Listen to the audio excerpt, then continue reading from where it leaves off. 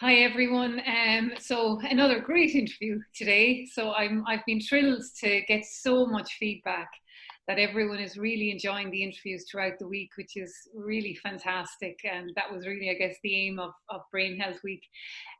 So I'm joined today by Ellie Schilling, who I have known for God many years, probably more than 15, Ellie, I think. And Ellie, I did Reiki level 1 with Ellie years ago, but she's an absolute guru when it comes to mindfulness and meditation and all things stress relief, I guess. So thanks, Ellie, for joining us. I know we'll all benefit by your wise words. Wonderful. Thank you for having me. I'm delighted to be here. Delighted to see you again after so long and to chat about this. Yeah, the powers of technology. It's great, really, isn't it? Isn't it? Yeah, Isn't it? yeah. So I guess I've said it quite a bit, particularly today. You know, Ellie, all the chats I've had all week, it comes down. Not all of it, but a lot of it does come down to, or there's a mention of stress in our lives and how the negative impacts of stress on our brain health, and not only our brain health, obviously all kind of our physical, mental health. But it's really struck me though in every conversation, from exercise to to diabetes, to brain health, to everything. It's come up, and it's not even that I'm prompting it; it comes up as natural order. So I guess I know that meditation and mindfulness, in whatever way it works for you, is an essential ingredient to have in your life. And I guess, so can you just talk us through why, and convince maybe the people who don't do it why they need to do it? I'm convinced already. How long do I have? How long do I have? Gosh, well, you're right. You're so right. I'm a biochemist by background, and I study the science, and I've been working in this field for 14 years. And everything that I study comes down to mindfulness and meditation. Everything comes back to there. And I see it in all the people that I talk to from all walks of life, no matter what's going on for them. It comes back to mindfulness. It comes back to meditation. It comes back to the simplicity of the breath, of coming into the body, of getting out of our heads, and grounding ourselves and centering ourselves, so that we can make the choices, so that we can respond to instead of react to the stressful events that are happening in our lives. So for me, it's the biggest tool that you can have in your toolkit. You know, we talk a lot about resilience, and every company has that word nearly at the cornerstone of all of their values. And a lot of people I see and I talk to that are trying to control their lives, are trying to stop the stress from happening, are trying to keep things at bay, keep everything to be a certain way, when that takes a lot of effort and takes a lot of control, takes a lot of energy. Whereas trying to do with mindfulness, with meditation, is to say, okay, you know what, I'm not in control of my life, even though that might be difficult to hear, but I can be in control of the small things. But inevitably, trauma, grief, upset, worry, everything's going to come into my life. These stages of my life are going to pass. Everything is going to come to light. I'm going to go through all of these experiences. And what I need in my life then is a toolkit. I need a toolkit that builds resilience. Because when I go to my toolkit, when something happens in my life, I can say, this works for me, this works for me, this works for me. And that could be mindfulness, it could be meditation, because they're my two favorite things, the ones I talk about all the time. But it could be yoga, it could be nutrition, it could be your vitamins, it could be talking to a friend, it could be reading a really good book. But it's essential in the day, the times that we live in now, with all of this change, with all of these pressures and expectations placed on us, that we have some sort of a toolkit to build resilience. And to me, mindfulness meditation and the science behind it, because it's proven many times over that it really does work for people. So to me, to have that in your toolkit is the most important thing for us to have, to use as a strategy for dealing with whatever comes up in our life, and from work to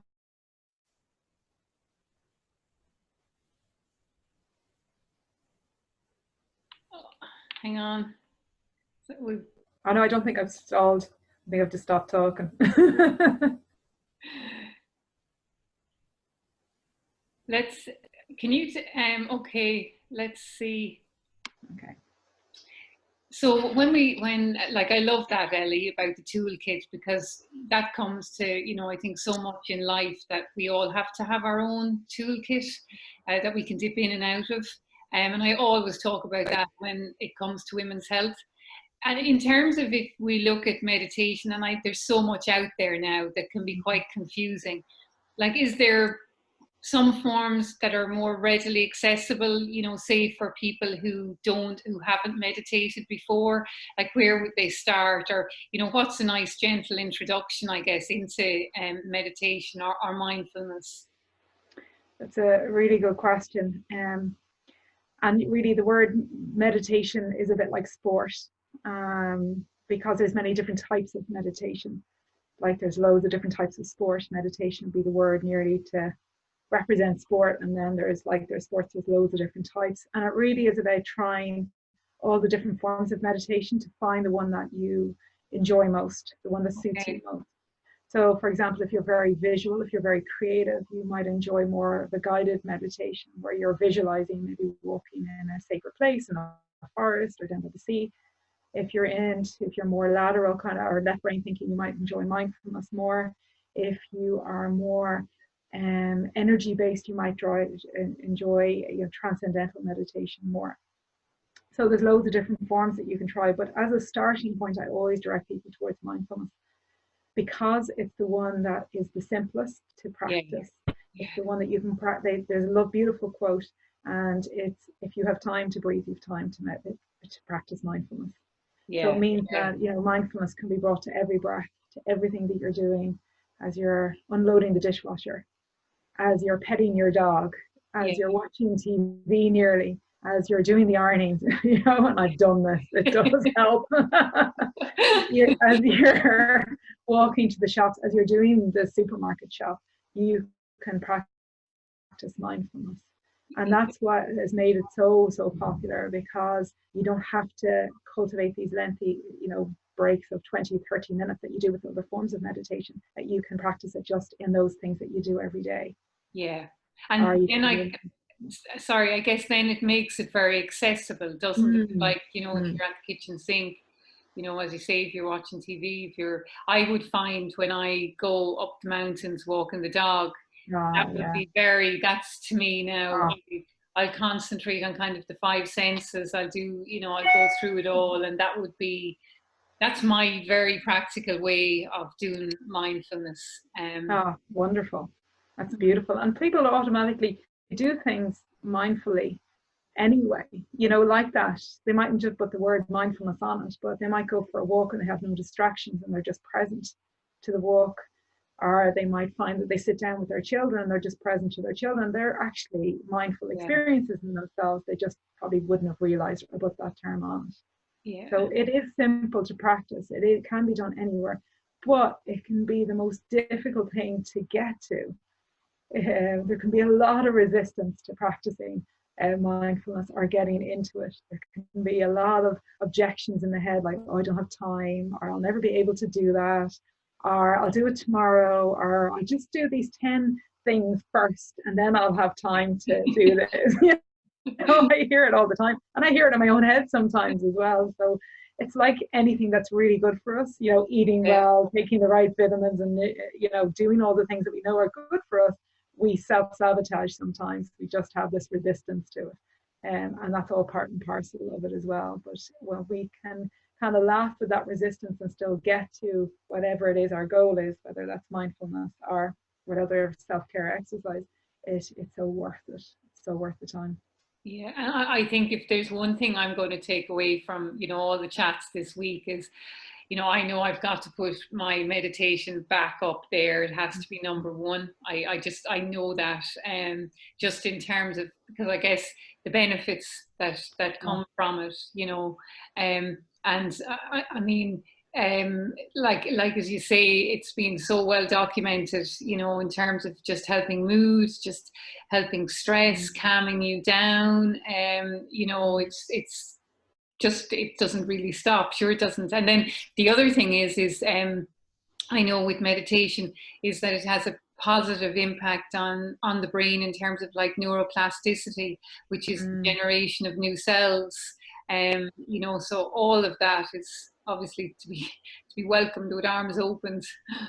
I know. I remember hearing a great story from a teacher of mine, and she just talked about how she noticed one morning when she was getting up, she had a cat, and she said, you know, what's the first thing that a cat does when they wake up in the morning? Is they have this great stretch, and they like feel into their body, and they're just take their time tending to themselves and stretching. And she said, what is the first thing that she did in the morning? She picked up her phone. Yeah. And it's like, what do? We do that, and then that's the energy that we start our day. Yeah. So everything that we do in our day, so every decision, every interaction, every conversation is charged with that energy of stress, because we've woken up in that way and we started our day that way. Whereas if we can say, okay, like you said, this is the most important thing that I will do today, my meditation practice or my mindfulness practice, you stop, you be like the cat a bit, you're stretching a bit, you're tuning into yourself, even if it's just for a couple of minutes. But the energy then of how you're starting your day, you're bringing much more presence to everything that you do. So it's actually such a worthwhile exercise to do. And do you think is the morning, is that the best time to? For me, it is. For me, yeah. But I remember saying this to somebody who had small kids, and she was like, "Oh, here, there's not a chance my kids are going to understand that mom needs like 10 minutes of silence." That's when they really want to come into me. Yeah. And she tried it once or twice, and it stressed her out big time. So she found a time, I think it was around about 11 o'clock in the morning, where she said, "That's my time. That's my cup of tea time." And she used it then. So, but you know, the science would say definitely first thing in the morning, but like you have to adapt it to what's feasible in your life. And I mean, you don't want it to become a stressor on top of a stressor. Another thing on the to-do list, forget it. You're not going to do it for very long. It has to be something that's easy, that you're nearly looking forward to doing. So you start small and you build up. And Ellie, what's the what's a nice length of time to do it for every day? Is it like 5 minutes? Is it 10 minutes? Is it longer? Or what should people try and aim for or build up to? Yeah, the neuroscience would all say 20 minutes a day. 20, okay. 20 minutes a day. Now, to me, starting off, that's a very long time. Yeah. And I know from some people coming to my classes, they're like 20 minutes, oh God. And you see them and you hear them say it every week. I tried the 20-minute practice. I opened my eyes after about 8 minutes, and then I just watched until it finished. So the quality of what they were doing, and I totally get where they're coming from, because it is a long time to be completely still and to turn your attention inwards. Yeah. So what I started doing from there is smaller meditations and bringing people up to that 20-minute stage.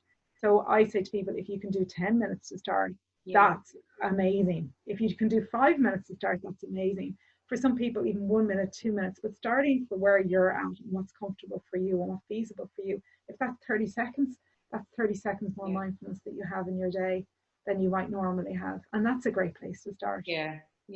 You know, if you're thinking, if you're sitting down thinking, I've got to close my eyes and be present for 10 minutes, I can't wait for it to be over, you're much better off going, it's just a minute. All I have to do is a minute.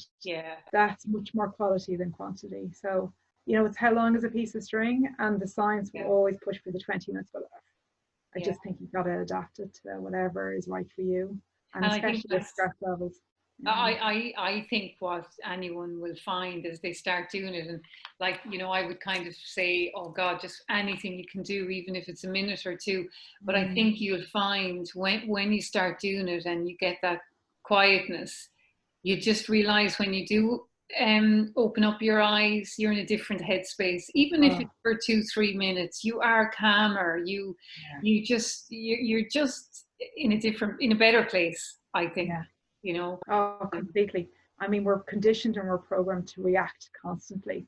Something to happen and we're straight into the reaction, we're straight into the anger, we're straight into the stress, we're straight into the overwhelm and the overload. Whereas if we can just stop and take that time to connect inwards and get that sense of calm, then we're not stopping those things from happening in our life, but then we're choosing how we're going to respond, and we're creating less stress for ourselves.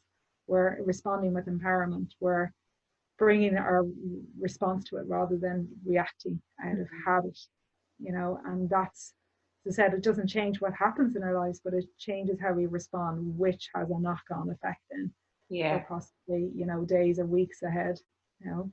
Yeah. And I think, you know, all of that then, you know, obviously with the way digitally, you know, particularly with the phones and stuff, it actually is encouraging us to react quicker. Mm-hmm. It's like someone talked about Twitter during the week, and, you know, that they were onto a good thing because they understood the fact that it fed all the impulses of, you know, quick reactions and so forth. But, you know, I think that's one thing, like, when I go up if I'm up the mountains or whatever, I don't bring my phone the whole time. Some days I would, because, you know, if I'm taking a picture, but I'll have it on airplane. I never take a phone call when I'm up there. And there's something even nicer about the nights or days that I go and I don't have the phone, because, you know, you're completely uninterrupted and it's just me and the dog, you know. Present. Yeah. Everything's better when you're present. Yeah. Notice Isn't it everything. just? You don't have those distractions there. Yeah. You're present to anything, you know. You know, there's a beautiful quote by Ruby Wax who talks a lot about mindfulness. Oh yeah, her book Frazzles. I loved that. Yeah. So funny. She's such a great way of explaining it. It's so funny. But she said that, you know, when you're present, you're at your best. Yeah. Simply, that's what mindfulness is. And to be at your best, because you're not distracted, you're fully present, you're bringing all of who you are to everything that you do. So of course, you're going to be a better mom, you're going to be a better sister, you're going to be a better husband, you're going to be a better brother, you're going to be a better boss, you're going to be better everything. And the more present that you are to it, you know. Yeah. And I would say that if anyone's looking for any book to kind of start them off on why to meditate, I think Ruby Wax's book is just brilliant, because the humor is nice, and she's so practical, you know, in terms of why you're doing it. And obviously she was brought kind of kicking and screaming to it from her own personal journey with depression and so forth. But no, it's definitely a good one. And Ellie, just earlier you mentioned transcendental or meditation. What's the difference? I always get confused with them. So the transcendental meditation, you normally get a mantra, and mantra is personal to you, and you meditate on the mantra. So in mindfulness, you're coming to the present moment using 3 anchors: your breath, your body, or your senses. Whereas in transcendental meditation, you're using mantra to dissolve into, you repeat it over and over again, so it becomes something that helps you to go beyond your thinking and to access that state of awareness. Okay. So and I guess when we look at it again, like meditation in general, as you're saying, Ellie, any form of it, it's just understanding the positive impacts on the brain, you know. And obviously our brain thrives on oxygen, right? Oh my God, absolutely. And our breath. Yeah. Sorry, go on. Sorry, no, I'm off on a stream of thought already.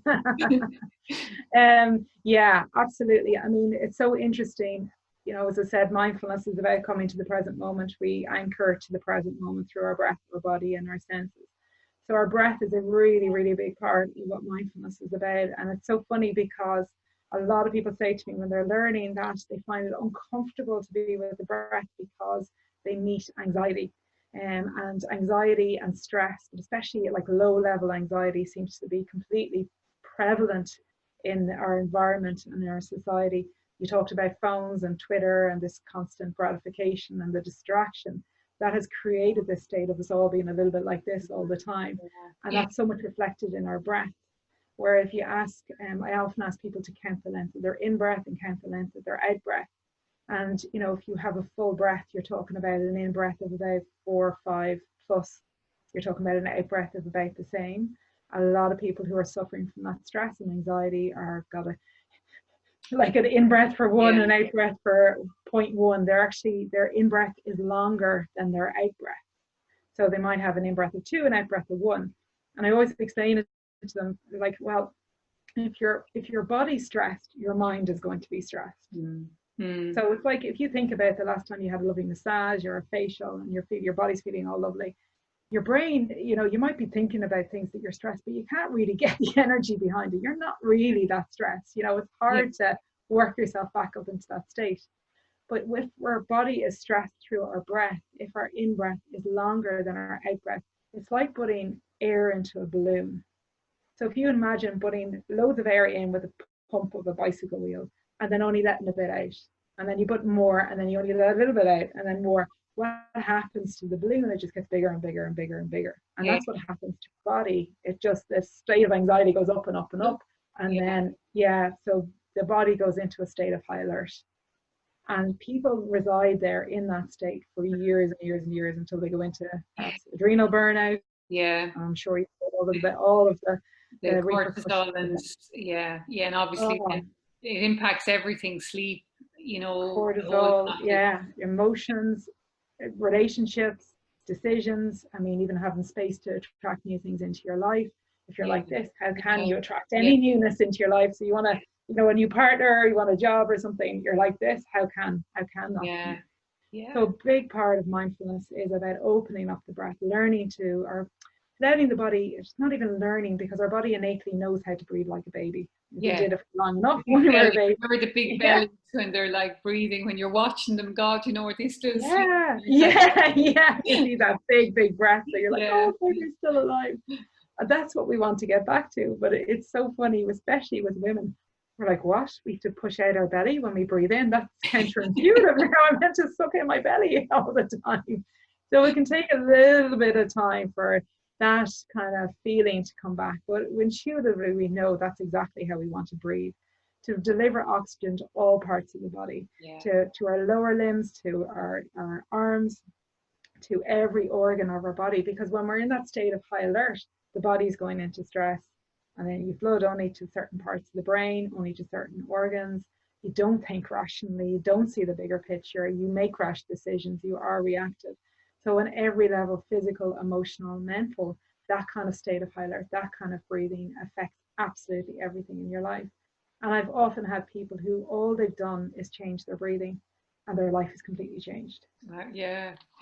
That's all they've done, because they've actually just, sure, people, when you see them, you're nearly stressed looking at them because their breath is kind of panting. And then you're beside people who are just breathing, and there's a state of calm and grace about them. And then it's just so nice. You get into that yourself and you feel it. And then how they react to their life, how they meet their life, how they meet their challenges is completely different.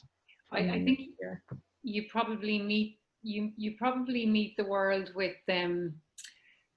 I don't know, it's more like not a shield, but I don't know, there's a kindness, I think, that can come from a place of calm.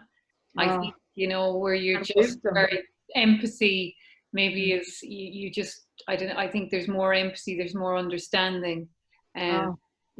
Hugely, because all of those emotions, all of those things that we're looking to cultivate, like compassion, empathy, patience, calm, they're all in the body. They're not in the head. We seem to think that we can think our way into these states, when really they're felt states that are in the body. And the more that we can get into our body through our breath, the more we can cultivate. The Buddhists talk a lot about seeds, and this feeds into the neuroplasticity that you referred to earlier, is that we all have seeds of everything within ourselves. We have seeds of anger, we have seeds of joy, we have seeds of stress, of compassion, of happiness. But it's what seeds do we water? They're all there, but what seeds do we water? It's like the neuroplasticity thing of neurons that wire together, they're fire together. That whatever you practice grows stronger. So we have this opportunity through our breath, through our body, through mindfulness, through meditation, to water the seeds of the things that we're looking to bring into our life, to gain access to the calm, the empathy that you talked about, the compassion, the patience. All of those resources are within every single person. We just need to water them a bit more by coming down into our body through, in my view, mindfulness and meditation. That's a lovely analogy, the seed, isn't it? That's lovely. I love it. It's one of my favorite things in Buddhism, because so many people say, I'm just an angry person, or I'm just a stressed out person. That's just the way I am, or I just worry all the time. Where the Buddhists would say, that's not who you are, that's what you've practiced. So if you practice stress or worry or anxiety, that's what's going to show up in your life. That's the seeds that you've watered. So you can now water the seeds of joy, of happiness, of patience. And then the seeds, like seeds that we grow in our garden, if you don't water those seeds of anger or worry or calm, what they're going to do, they're going to wilt away. Yeah. And That's to me, lovely. that's one of the most exciting parts of Buddhism and mindfulness. Is just so I can so easily grow these things within me. These seeds. It's lovely. And say for someone that after listening to us chat, is going to just run out now and start meditation. I know on your website you have resources and I think different meditations that you can actually listen to. But aside from that, is there any of the apps that you would actually find, like, I know there's Calm and there's some other ones there, and again that's very personal. I think I tried Calm, or there was another one, Buddhify, was it, or something? Oh, Buddhify, yeah. I actually didn't like someone talking to me the whole time. I found it distracting. I just wanted the silence. But is there any that you would find particularly helpful, or is it best go on and listen to some of your meditations? Somebody was asking me this yesterday, and I always say to people, find a voice that you like and a message that you like. Okay. And the apps are a good way. I find Insight Timer is the one I recommend to everybody. Okay. So it's INSIGHT Timer. Okay. And what that is a resource. Now there's a paid part to it, but there's a free part that is more than enough. And it is thousands of meditations from multiple hundreds, of meditation teachers from all over the world, that you can go in and explore. Okay. And you can try different types of meditation. You can try different teachers. You can try different accents, different styles, until you find something that you enjoy, and then you can build up a library of those ones as well. Okay, that's a good. I have a couple on there, and of course they're a little bit longer, but they're over the 10 minutes, a good over the 10 minutes. What you can do is you can go on and you can filter all the meditations by time. So you can say I only have 5 minutes or I have 10 minutes. They'll give you a list of meditations that are there. Yeah. Oh, that sounds great. Yeah. I find it myself. really, really good, because everyone's different. It's like going shopping for a dress, or going to a class. You got to find and you got to try out the messages and the voice and the tone, because I know some people who absolutely love Headspace. Absolutely love Andy from Headspace. That's who I listen to. Oh God, the voice drove me nuts. So many people say that, and so many people love it as well. So what's going to work for one person isn't going to work for the other. His voice just makes me smile every time. I love the Cockney accent. I can't even do the Cockney accent, but I love the accent. So it really is about trial and error. What works for it's so individual. So do you want to do we do a quick shuffle? We do. I like that. Closing meditation. Lovely. Lovely. Great. Okay, so I'm going to get you to make yourself comfortable. You can have your eyes open or closed, whichever you want. Okay. I'm going to close my eyes just because that's what I'll close mine too. Yeah, I won't be staring at you. You can have your hands on your lap with your palms facing up or facing down. And just tune into your body for a moment. So the sensations that you're feeling in your body in this moment. So can you feel your feet on the floor?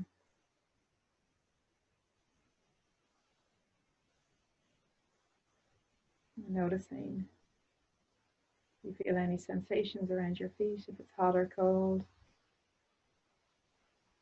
You might even be able to feel some tingling in the soles of your feet. And in mindfulness, we're not striving to find an answer. We're simply noticing and observing. Coming to this moment, this present moment, to your breath, your body, and your senses. Now I invite you to just notice your knees. Right knee, left knee. Breathing in awareness, and on your out breath, imagining your knees just softening a little bit.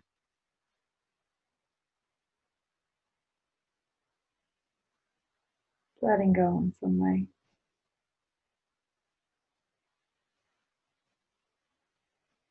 You might even feel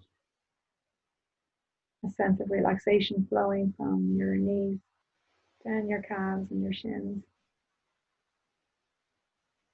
into your heels and into the soles of your feet. This might be the stress or the strain of the day. A grounding, earthing, centering experience.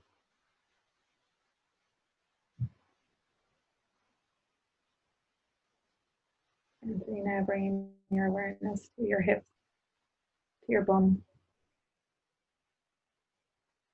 noticing the weight of your body on whatever it is that you're sitting upon, your chair, your couch.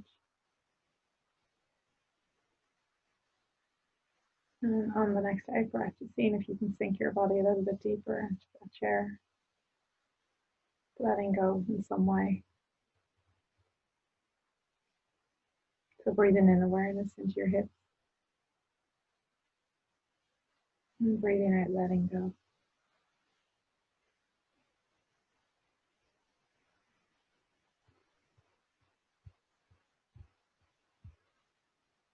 Letting go on the out breath. And your mind will wander. When it does, just simply, gently bring it back to your hips on this breath.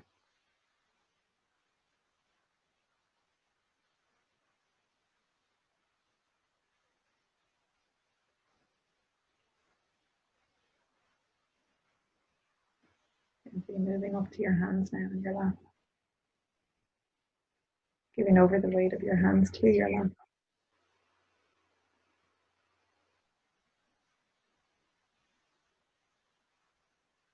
Letting your hands be held. Feeling the weight of them on your legs.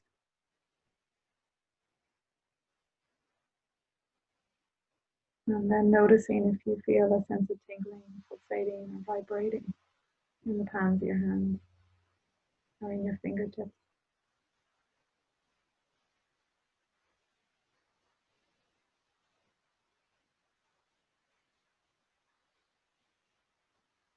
Sensing the aliveness, the life that's moving through you.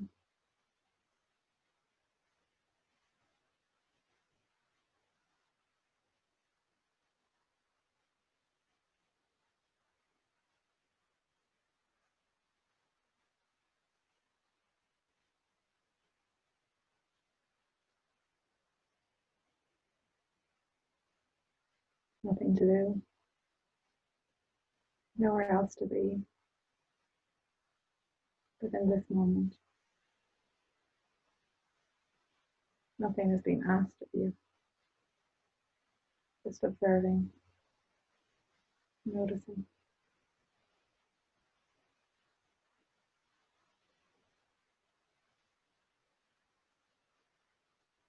Gently now awareness into your belly. And seeing if you can soften into that belly.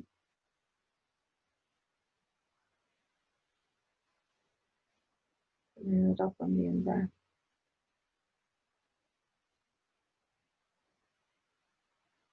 And letting it go on the out-breath. Imagine, if you wish, that there's a balloon in your belly. So as you breathe in, you let the balloon inflate. And then as you breathe out, letting it go.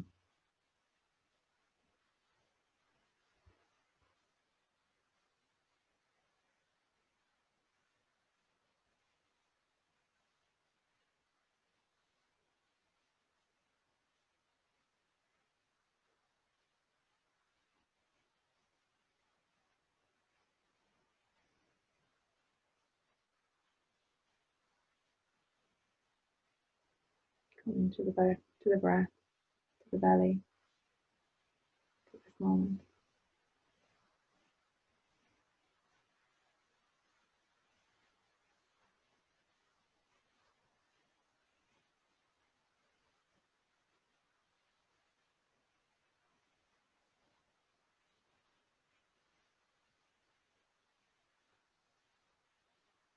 Focusing on the heaviness now in your body.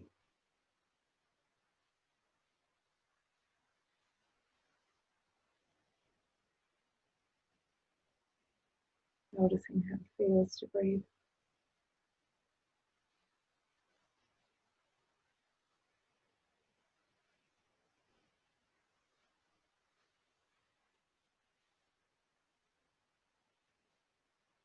And we end this short practice with the words of a sacred mantra.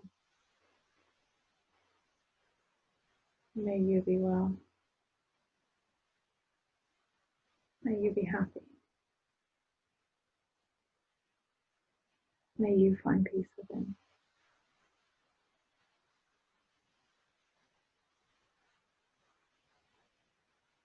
Namaste.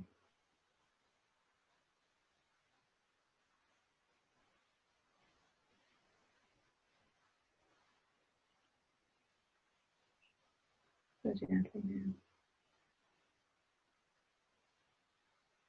Taking some deep breaths. And back into the room. And opening your eyes whenever you feel ready to do so.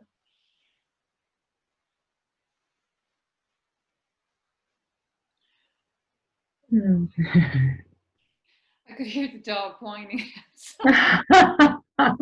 Wanted to be part of it. Oh, yeah. Your basket is here, so. That was just a very, very brief one. That was lovely. Gosh, it just brings you down. Doesn't it? Oh, that was lovely, Ellie. Thank you. That was a lovely way for me to finish my day, because this is the last. Yeah, you've had a long week and a hard week. Tomorrow's busy. I have three last interviews tomorrow. So that was. Well, thank you for all the work you're doing and for inviting me on this. I was delighted. It was all pleasure. Any final tip you'd like to say to anyone watching to convince them to try meditation or mindfulness? Gosh, you won't regret it. That's for sure.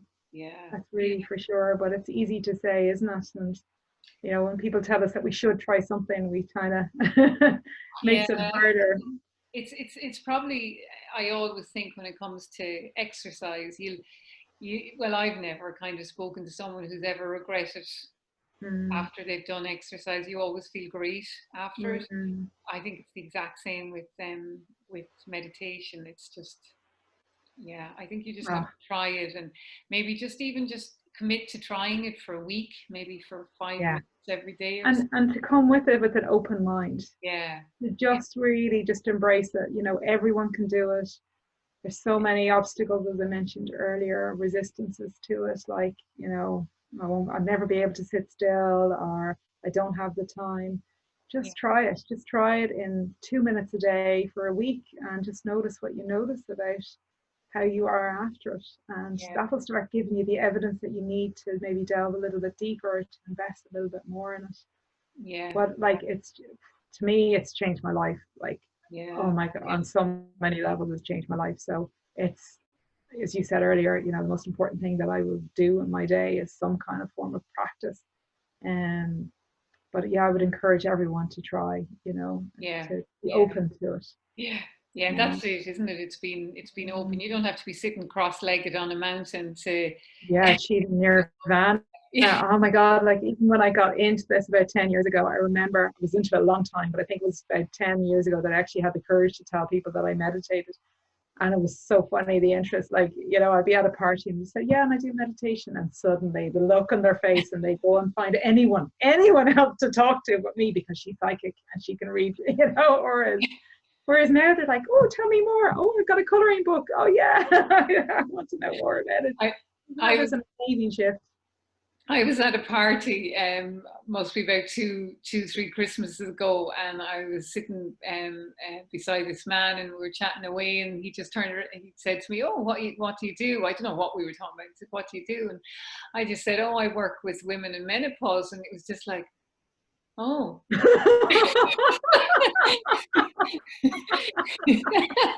And it was literally like, Oh, you know, just to say it, to see his the curtains reaction. came down, and I was, you know, you know, you kind of start laughing, but it's funny the kind of the reactions you get. Isn't it? Like, yeah, yeah. So uncomfortable for people, which is good Yeah, fun as yeah. well. Like, But whatever about meditation, if you're talking to a man yeah, in menopause, you'll get a reaction. you certainly will. That's brilliant. I was doing a radio interview. It was last summer, and there was a band in before me, and they must no, they were in before me, or anyway, I got talking to them in the room while we're waiting, and they were again saying, you know, what are you talking about? And I just said, oh, I'm talking about women's health, and they were like, oh, what? Because I knew where it was going to go, and like, what women's health? And I said, oh, menopause. Oh, well, stop. And like, then all of a sudden, oh, my sister, oh, my wife. Brilliant. Well, great. It opened up the conversation. Yeah, no, it was, we had we had a great laugh, like, but it was very kind of, oh God, I could tell you about my wife. Oh, seriously. And then one of the other ones, oh God, my sister, you know, and I was just kind of like saying, well, you got to understand, it's not easy. Yeah, exactly. Anyway, a bit of Brilliant. fun. So listen, Ellie, thank you so much. Thank you. Thanks a million, and hopefully I'll get to see you soon. And yes, we'll hook up soon enough, maybe over the summer, hopefully. But thank you, and I'll be sending out more at the end of the week on the email to everyone who signed up, and Ellie's details are obviously on the webpage as well, so you can get any details there. So thanks everyone for watching. Thank you. Thank you.